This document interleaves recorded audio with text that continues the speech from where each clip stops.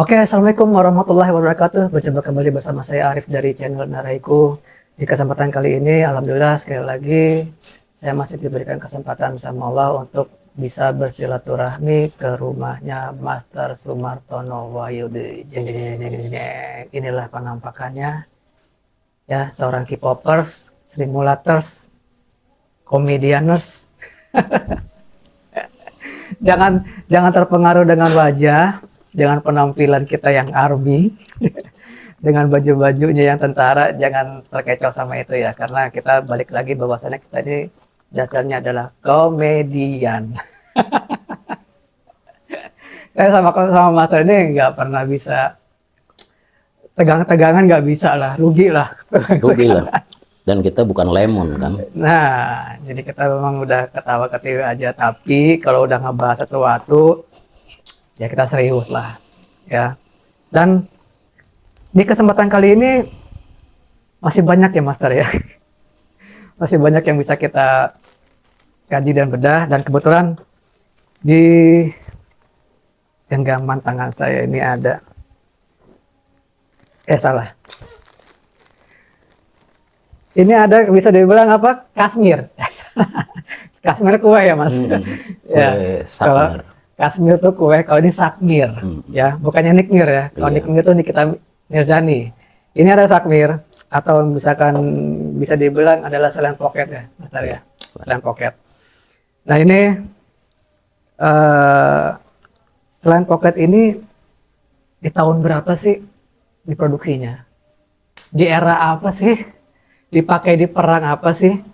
Kalau misalkan kalian pernah ya, nonton video-video saya sebelumnya ya, saya pernah ngebahas bilang bahwasannya ada, saya ngebahas waktu itu kalau nggak salah di PCC Follow Me yang masih bisa dipakai digunakan di perang Vietnam. Nah itu fotonya itu ini ya, pakai selain pocket.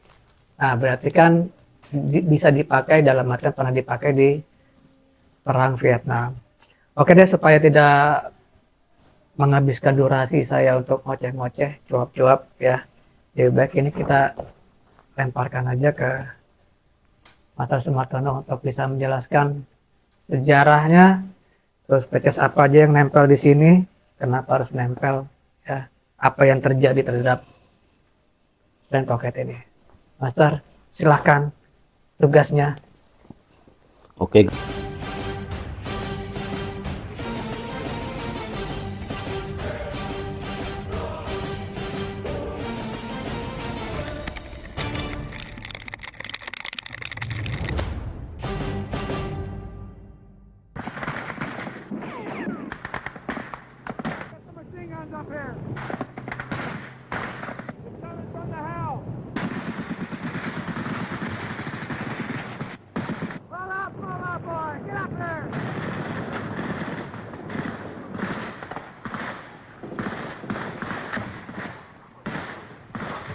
Sejarah mencatat berawal dari terciptanya baju tempur Oji 107, Titan 1, 2, dan 3. Militer Amerika terus mengembangkan desain dan seragam tempur tropisnya untuk dapat digunakan dengan nyaman di medan perang yang saat itu di perang Vietnam. Di dalam sejarahnya, Amerika banyak sekali ikut dalam peperangan ya guys. Setelah dari perang Korea yang terjadi tahun 1950 hingga 1953. Kemudian pada tanggal 1 November 1955, Amerika ikut dalam perang Vietnam. Tapi kali ini saya tidak akan membahas lebih detail dalam perang Vietnam ya. Tapi yang akan saya bahas adalah sejarah terciptanya seragam tempur tropis atau Tropical Combat Uniforms yang disebut juga dengan nama Jungle Fatigues. Check it out.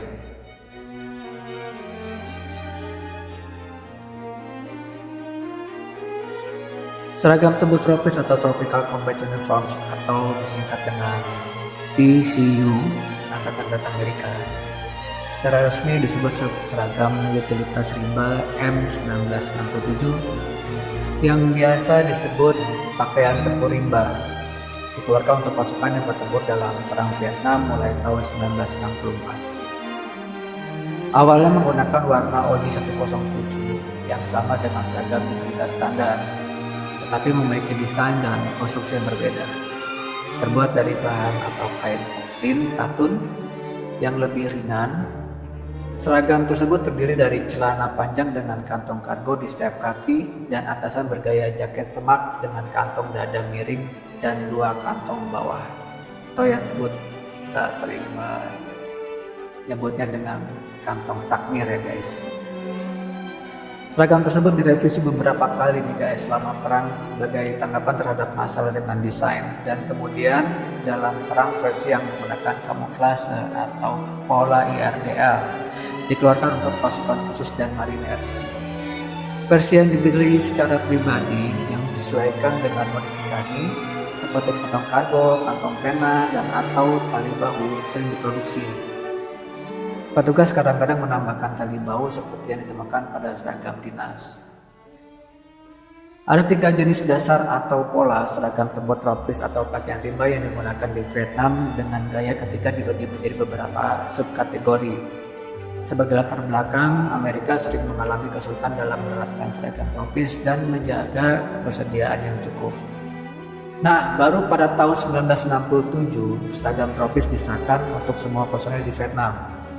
Catatan nih guys ya, perkiraan tanggal diberikan untuk setiap jenis, namun jenis sebelumnya digunakan sepanjang perang. Persediaan direnggangkan dan tentara menghabiskan seragam ringan dengan kecepatan dan yang mengkhawatirkan. Bukti fotografi yang jelas menunjukkan bahwa pakaian pola pertama dan kedua dipakai jauh di kemudian hari dalam perang. Ingat guys, hanya karena desain baru diperkenalkan tidak berarti bahwa semua persediaan lama dilikuidasi. Jadi yang masih mengikuti perang dunia kedua, perang Korea, kalau misalkan dia masih ditugaskan di dalam perang Vietnam, itu biasanya mereka masih menggunakan baju itu, bahkan pecesnya masih digunakan. Hanya dalam kondisi yang memang mereka masih di medan perang atau yang sulit untuk didistribusikan untuk ke mereka. Tapi kalau misalkan mereka sudah bisa dapat pendistribusiannya, ya mereka otomatis langsung mengganti. Oke, kita lanjut ke desain dasar dari semua seragam tempur tropis atau selanjutnya dikenalkan sebagai seragam hutan. Memiliki beberapa karakteristik dasar. Mantel terdiri dari 2 saku miring di dada dan 2 saku below bawah. Masing-masing saku ini ditutup dengan 2 kancing dan mantel memiliki penutup depan kancing. Celana terdiri dari 2 saku pinggul dengan penutup kancing tunggal. 2 saku slash di pinggul dan 2 saku below di paha dengan penutup kancing dada. Saku below paha kiri juga memiliki saku bertahan hidup atau tersembunyi yang terletak di dalam. Celana bisa berupa kancing lalat atau resleting.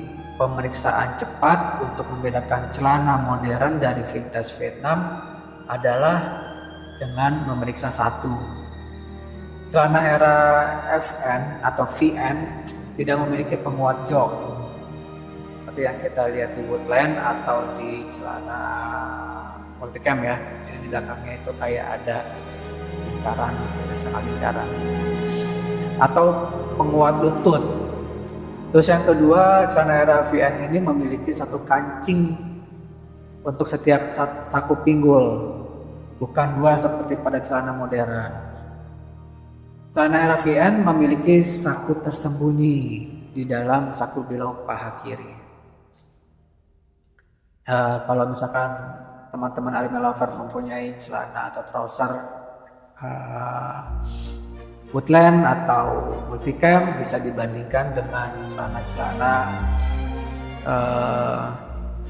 M65 atau celana M51 atau celana IRDL sendiri sama celana satu setelan dengan hand pocket. Oke, kita masuk ke pola pertama atau tipe 1 ya guys. Pola pertama pakaian kerja hutan diadopsi pada tahun 1963 dan terbuat dari bahan katun poplin seberat 5,5 ons yang diwarnai Army Shade Olive Green 107 atau OJ 107. Polanya mudah dibedakan karena mantel dan celana memiliki kancing yang terbuka. Mantel tersebut menampilkan tata letak selalu standar, tetapi kancing penutup tidak tertutup. Mantel kerja hutan juga memiliki tanda pangkat yang di bahu, pengunci samping, dan penutup gas integrasi yang dapat dikancingkan di bagian dalam untuk menutupi leher dengan lebih baik dan mencegah zat kimia atau gas masuk melalui penutup kancing depan. Celana kerja hutan juga memiliki kancing yang terbuka di saku dan memiliki tali kaki yang terpasang di saku bilau yang dapat ditarik kembali ke dalam saku. Celana tersebut juga memiliki tab pengunci samping berkancing dan penutup gas terintegrasi. Saya telah melihat banyak sekali ya guys foto pola ini pada tahun 1966 dan banyak lagi bahkan setelahnya. Oke, kita masuk ke pola kedua atau tipe kedua dari selain pocket ini ya. Pada bulan Agustus 1964, Komando Material Angkatan Darat memerintahkan revisi terhadap semua desain seragam hutan. Mereka menemukan bahwa kancing yang terbuka cenderung tersangkut di semak belukar guys. Dan untuk mengatasi masalah ini, kancing pada mantel dan celana ditutup, tetapi tanda pangkat, tab samping, dan penutup gas tetap dipertahankan. Kain diganti menjadi katun poplin yang lebih berat ya, 6 ons yang kemarin 5,5 di tipe 1, sekarang di tipe 2 dengan beratnya 6 ons agar lebih awet dan masih lebih tebal ya. Dan warna tetap masih OG107 tetap dipertahankan. Gaya ini masuk ke Vietnam pada akhir tahun 1965 dan segera digantikan pada tahun 1967 oleh seragam hutan pola ketiga meskipun masih umum terlihat hingga tahun 1968. Ya, jadi seperti yang tadi di awal saya sebutkan bahwasanya selama mereka kesulitan untuk pendistribusian seragam di medan perang, ya mereka masih menggunakan pakaian sebelumnya. Oke, kita masuk sekarang ke pola ketiga atau tipe ketiga. Pola ketiga yang diperkenalkan pada akhir tahun 1966 atau awal tahun 1967 merupakan versi sederhana dari pola kedua. Jas tersebut kehilangan kancing samping, penutup gas, dan tanda pangkat bahu. Celana beralih ke kancing geser web di pinggang, dan kehilangan penutup gas dan ikatan kaki. Pola ini sedikit lebih rumit karena dikeluarkan dalam 2 kelas. Kelas pertama adalah OG107 atau hijau dan kelas kedua adalah kamuflase IRDL baik dalam warna hijau dominan atau seperti foto yang di tengah ya guys, atau coklat dominan atau 2 foto terakhir tergantung pada wilayah tempat mereka dikeluarkan. Jadi memang untuk seragam-seragam ini dikeluarkan sesuai dengan medan tempur mereka masing-masing ya. Jadi sesuai dengan masukan dari tentara tersebut ya guys. Oke, sekarang kita masuk ke, tadi kan ada dibagi 2 kelas ya guys. Nah sekarang kita masuk ke kelas pertama di OG107. OG107 atau OD Green. Nah, jadi bedanya antara OD Green dengan OG. Nah, jadi biar teman-teman Army lover tahu ya, OD itu singkatannya apa sih, OG itu singkatannya apa sih. Jadi ada yang memang sudah ada yang tahu, ada yang belum ya. Jadi saya coba artikan lagi. Untuk OG itu singkatan dari olive green. Nah, sedangkan OD itu namanya singkatannya olive drab. Sama-sama masih hijau, tapi dia lebih cenderung ke lebih pudar ya, warna hijau drab itu ya, atau olive drab itu ya. Jadi OG107 atau OD Green pola ketiga Jungle Wheel pertama kali diproduksi dari kartun poplin dengan produksi ripstop yang sangat terbatas terjadi pada akhir tahun 1967 dengan kontrak pertama untuk celana ripstop. Namun pada pertengahan akhir tahun 1968, ripstop yang lebih tahan lama telah mengambil alih sebagian besar produksi, dan tahun 1969 melihat berakhirnya produksi poplin karena produsen menyelesaikan kontrak pola ketiga awal dengan stok bahan poplin yang ada. Meskipun terjadi peralihan produksi ke ripstop, Poplin tetap menjadi Audi jungle wear yang paling umum ditemui hingga tahun 1968. Hanya karena volume yang telah diproduksi ya guys. Terus kemudian kita masuk kepada tahun 1969, Anda melihat ripstop di lapangan dalam jumlah besar. Meskipun Poplin dapat ditemukan digunakan di seluruh akhir perang.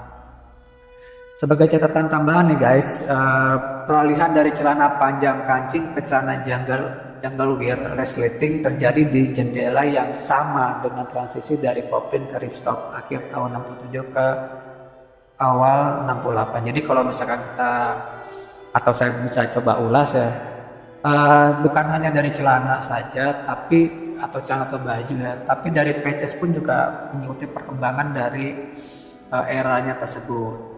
Jadi kalau misalkan kita lihat dari di sini ya, di akhir 67 ke awal 68, sebenarnya pun juga untuk patches sendiri yang khususnya berwarna itu terakhir digunakan di tahun 68. Setelah itu yang berwarna sudah tidak bisa dipakai, kembali masuk ke yang subdued gitulah.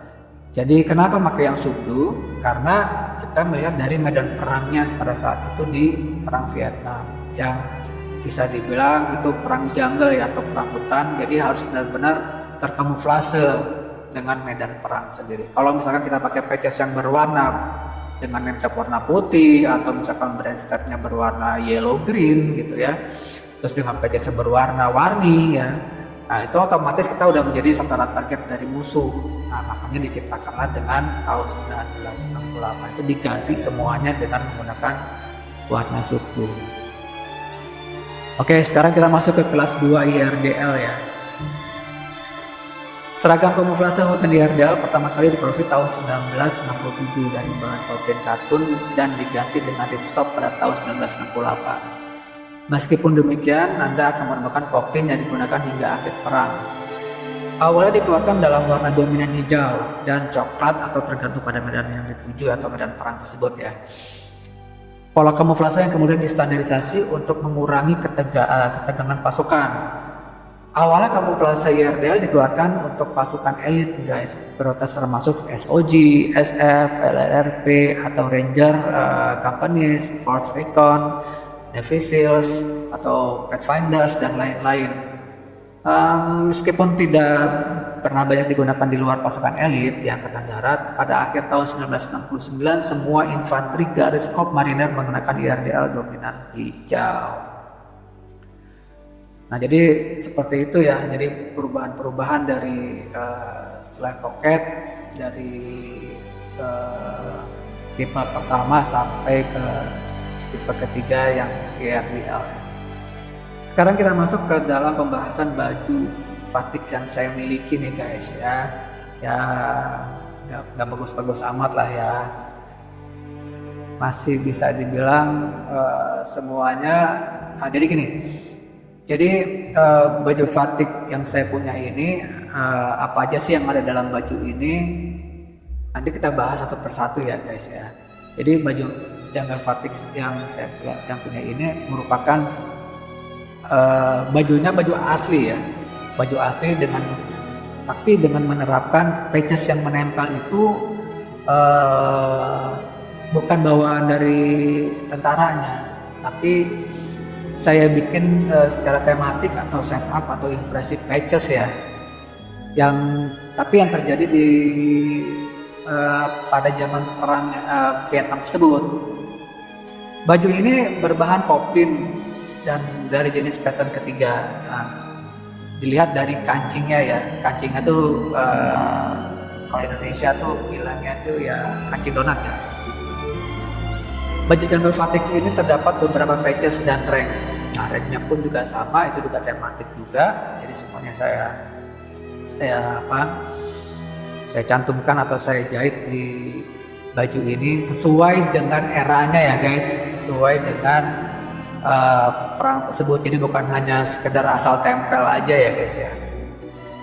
Mari kita lihat satu persatu guys, patches dan rank apa saja yang menempel pada baju ini. Dan di sini saya tidak akan menerangkan